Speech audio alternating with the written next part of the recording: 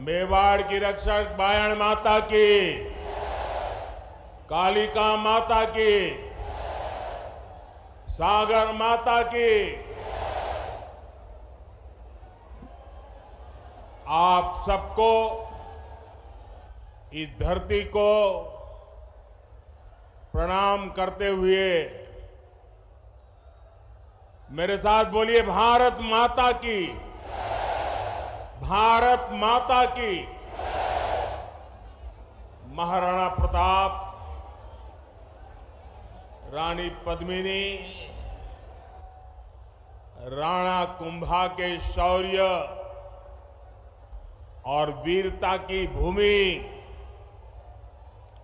श्रीनाथ जी, नाथद्वारा और सांवलिया सेठ जी की पावन धरती, ऐसी मेवाड़ की धरती को मेरा शत शत नमन।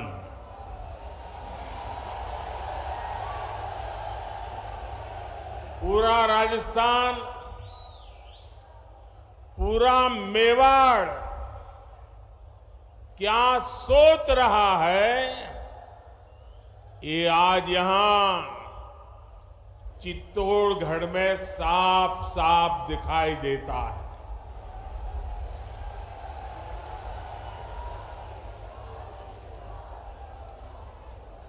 और मैं पार्टी का बहुत आभारी हूं कि मुझे आपके बीच जाने का अवसर दिया और बहुत पुराने पुराने परिचित चेहरे, उनको प्रणाम करने का अवसर मिल गया, पुराने साथियों को नमस्कार करने का मौका मिल गया।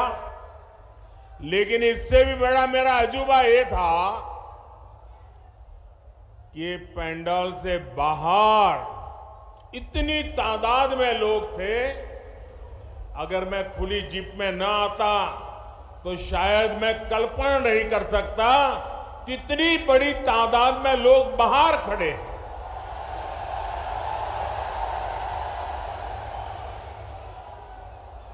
लेकिन जिनको पंडाल में जगह नहीं मिली है, उनसे मैं क्षमा याचना भी करता हूं, लेकिन उनको विश्वास दिलाता हूं, पंडाल भले छोटा पड़ गया, मोदी का दिल बहुत बड़ा है। आप सब मेरे दिल में बसते हैं। साथियों,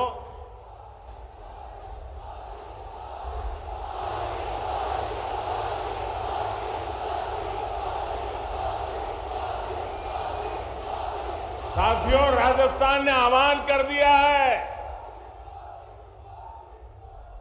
राजस्थान को बचाएंगे, भाजपा सरकार को लाएंगे। मेरे परिवारजनों, मेवाड़ की, राजस्थान की पहचान आतिथ्य सत्कार की है, लोक संगीत की है, लोक संस्कृति की है, शौर्य की है। यहां की एक एक विरासत पर गर्व करने की है। लेकिन 5 साल में कांग्रेस की सरकार ने राजस्थान की साख को तबाह कर दिया है, तबाह कर दिया है।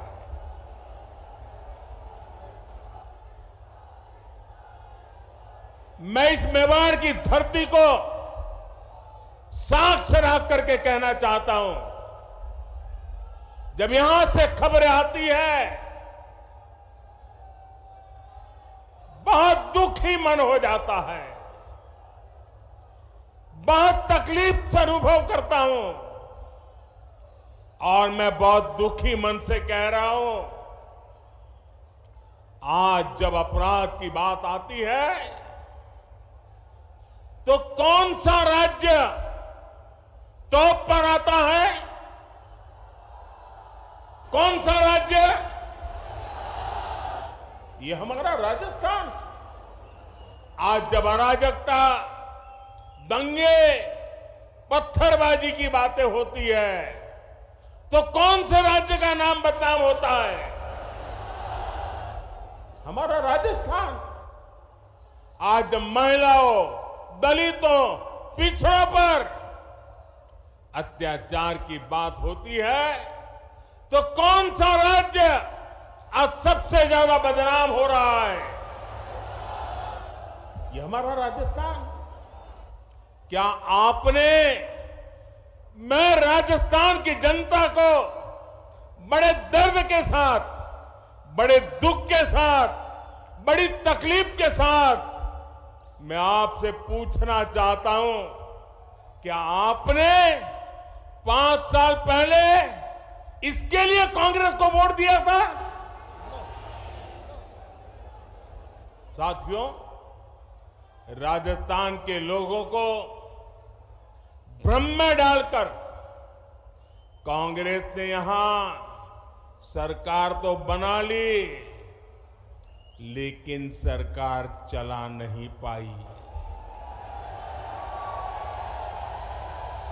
यहां गहलोत जी सोते, जागते, बैठते, उठते मुख्यमंत्री की कुर्सी बचाने में लगे थे और आधी कांग्रेस उनकी कुर्सी गिराने में जुटी थी।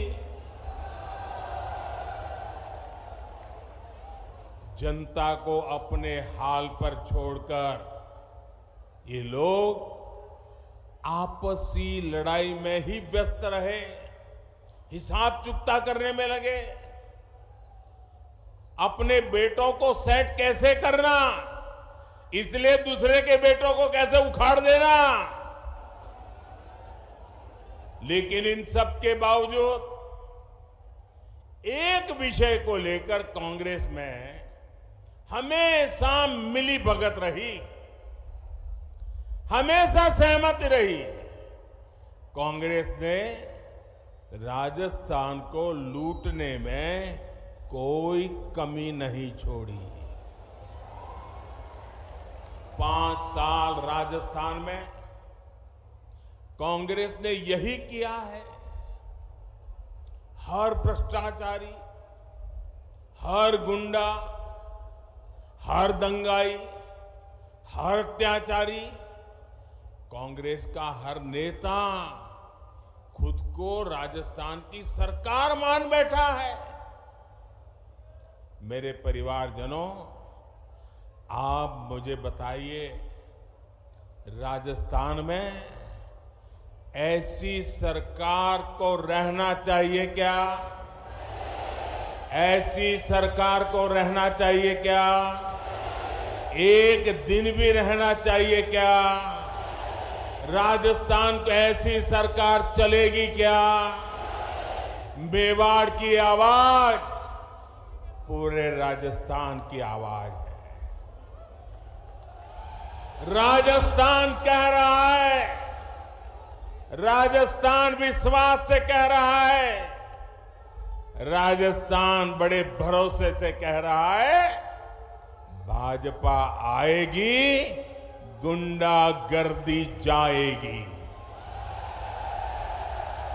भाजपा आएगी, दंगे रुकवाएगी। भाजपा आएगी, पत्थरबाजी रुकवाएगी। भाजपा आएगी, बेईमानी रुकवाएगी। भाजपा आएगी, महिला सुरक्षा लाएगी। भाजपा आएगी, रोजगार लाएगी। भाजपा आएगी, समृद्ध राजस्थान बनाएगी। मेरे परिवारजनों, राजस्थान की जनता का संदेश कांग्रेस के नेताओं तक भी पहुंच चुका है।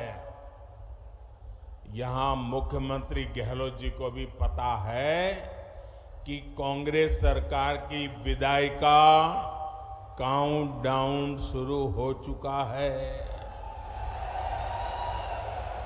और आपने सुना होगा, इसका मेरे पास सबूत है। दिल्ली में बैठे हुए कुछ लोगों को भले भरोसा न हो कि गहलोत जी जा रहे हैं, लेकिन गहलोत जी को खुद को भरोसा है कि वो जा रहे हैं। और इसलिए गहलोत जी ने भी एक प्रकार से भाजपा को बधाई दे दी है। आप देखिए, कांग्रेस के मुख्यमंत्री आजकल क्या बोल रहे हैं?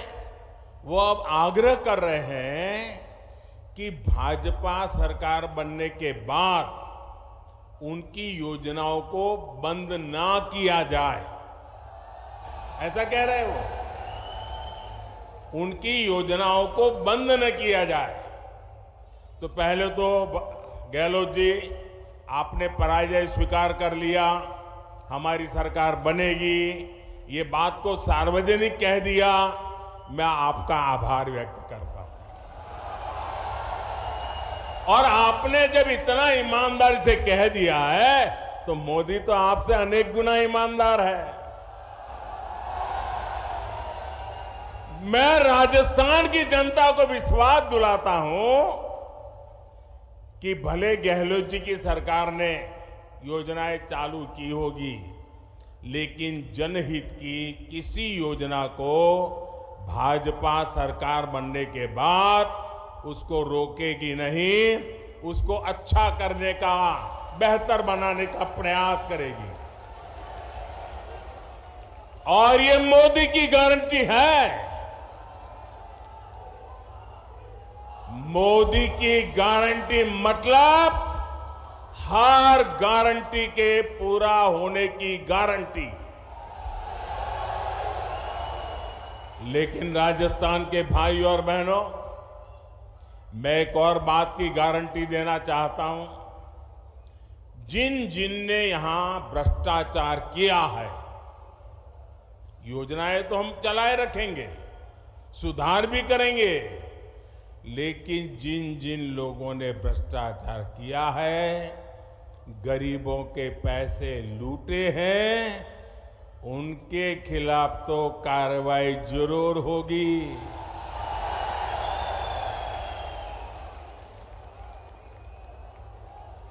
ये भी मोदी की गारंटी है। ये लोग मोदी को चाहे जितना गाली देते रहे, चाहे जितना उसकी कब्र खोदने के सपने देखते रहे, करप्शन पर कठोर कार्रवाई जारी रहेगी।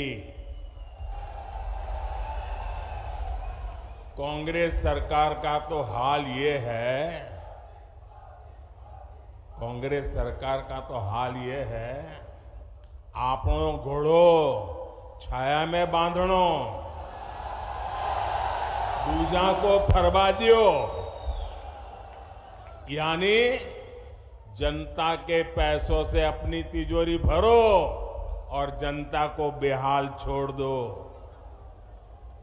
राजस्थान के युवाओं के साथ जो धोखा किया गया है, भाजपा उसकी तह तक भी जाएगी। यहां के पेपर लीक माफिया को, पेपर लीक माफिया, खदान माफिया सुनते थे हम, पेपर लीक माफिया। मैं राजस्थान के नौजवानों को वादा करता हूं, नौजवानों मुझ पे भरोसा करना, ये पेपर लीक माफिया का पाताल में भी जाकर उसका हिसाब किया जाएगा। मैं आपको भरोसा देता हूं, नौजवानों के भविष्य के साथ जिसने खिलवाड़ किया है, ऐसे पेपर लीक माफिया को छोड़ा नहीं जाएगा। उन्हें कड़ी सी कड़ी सजा दिलाई जाएगी। साथियों, कांग्रेस वोट पाने के लिए भांति भांति के छल प्रपंच ये करती रहती है। झूठी घोषणाएं, झूठे वायदे, ये तो कांग्रेस का स्वभाव बन गया है। अब आप देखिए, हमारे सैनिकों के साथ भी वन रैंक वन पेंशन को लेकर ऐसा ही छल इन्होंने किया था। दशकों तक कांग्रेस ने वन रैंक वन पेंशन का मामला लटकाए रखा।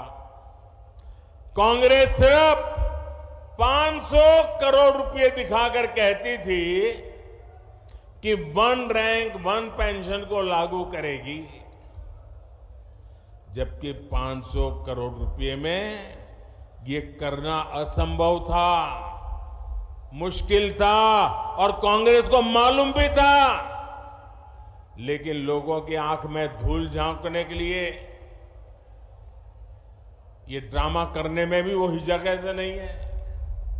राजस्थान के मेरे वीर भाई और बहनों, मोदी ने अपने सैनिक परिवारों को वन रैंक वन पेंशन इसकी गारंटी दी थी। हमने डंके की चोट पर इसे पूरा किया। आपको हैरानी होगी कि अभी तक पूर्व सैनिकों को